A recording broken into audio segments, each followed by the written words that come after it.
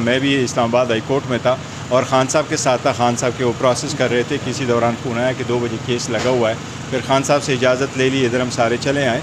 या जो समाअत हुई इब्तिदाई समाअत थी जिसमें हमने गुजारिशात इलेक्शन कमीशन सुप्रीम कोर्ट के सामने रख ली कि आपने एक ऑर्डर पास किया था। उस ऑर्डर के मुताबिक सुप्रीम कोर्ट ने ये इंटरप्रेट किया हुआ है कि इलेक्शन विदिन 90 डेज़ ही होने हैं और इलेक्शन कमीशन को भी डायरेक्शन दी गई थी, वफाकी हुकूमत को भी डायरेक्शन दी गई थी कि जो भी इलेक्शन होना है आप उन तारीख़ों की तयन कर ले इमीडिएटली और इसके लिए सारे इदारे इलेक्शन कमीशन की मावनत करें। अब उसके बाद कोई ये गुंजाइश नहीं रही किसी भी इदारे के पास बशमूल इलेक्शन कमीशन के कि उस ऑर्डर में तरमीम करे।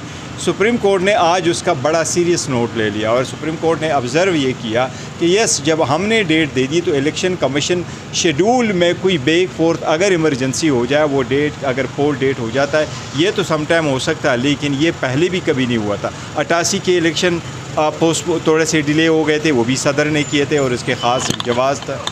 2008 में बेनज़ीर की शहादत के बाद इलेक्शन थोड़े से डिले हो गए थे, वो भी सदर ने किए थे। लेकिन इलेक्शन कमीशन के पास कोई इख्तियार नहीं है कि वो कहे 30 अप्रैल की जो डेट सदर ने दी है इस डेट को हम इलेक्शन नहीं कर सकते, अब हम इलेक्शन करेंगे 8 अक्टूबर को।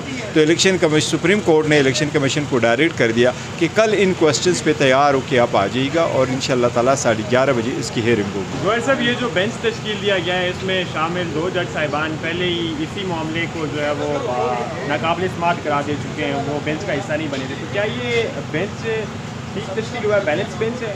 ये तो मुस्तकबिल में फैसला देखो, जो लोग सुप्रीम कोर्ट पे और अदलिया पे क्वेश्चन उठाते हैं वो जो मर्जी हो कहें, बेंच बनाना है सुप्रीम कोर्ट में इलेक्शन कमीशन चीफ जस्टिस की सवाबदीद है और चीफ जस्टिस जब भी बेंच बनाते हैं, ये 3 जज वही थे जो पहले भी कॉन्स्टिट्यूशनल इशू आए हैं वो भी इस बेंच में बैठे हुए थे और लास्ट टाइम अगर वो नहीं बैठे तो 2 जज साहिबान, उसमें मुनीब साहब नहीं थे, मुनीब साहब इस बेंच का हिस्सा था, सिर्फ और सिर्फ इजाज़ुल हसन साहब उसमें से उठ गए थे।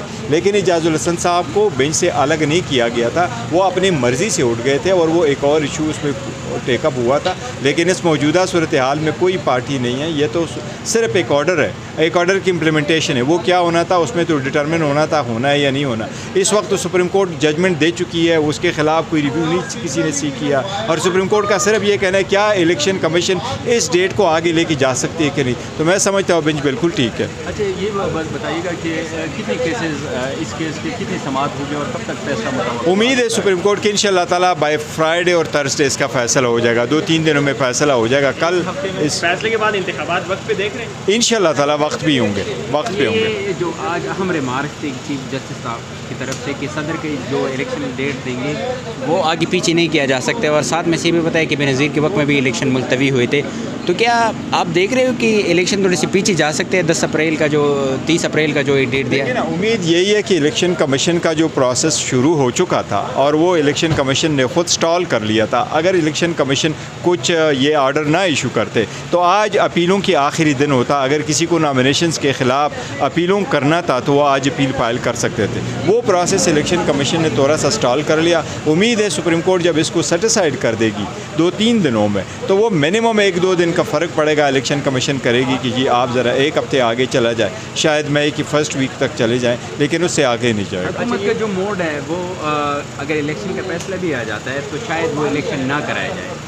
तो आप समझते हो अगर एक इलेक्शन सुप्रीम कोर्ट ये फैसला देते हैं कि आपने इलेक्शन मुकर्रर तारीख पे करना है, उसके बावजूद भी इलेक्शन नहीं होते, तो क्या समझ रहे हो क्या रिप्रिकॉशन होगा? देखिए, उसकी तो बड़ी रिफरकशन होगी। एक तो बात यह कि एक ऐसी हुकूमत होगी जो आइन की इतनी बगावत करेगी और सुप्रीम कोर्ट जब 2 मरतबा जजमेंट देगी और कैटेगोरिकली कहेगी कि बावजूद इसके कि जो आप लोगों ने हीले बहाने बनाए हैं, इसके बावजूद इलेक्शन टाइम पे होना लाजिम है और ये आइन का तकाजा है, उसके बावजूद अगर गवर्नमेंट नहीं कर रही तो जो भी बंदा इन्वॉल्व होगा वो आइन से बगावत करेगा, आर्टिकल 6 उस पर लगेगा और सुप्रीम कोर्ट की जजमेंट की वायलेशन होगी वो।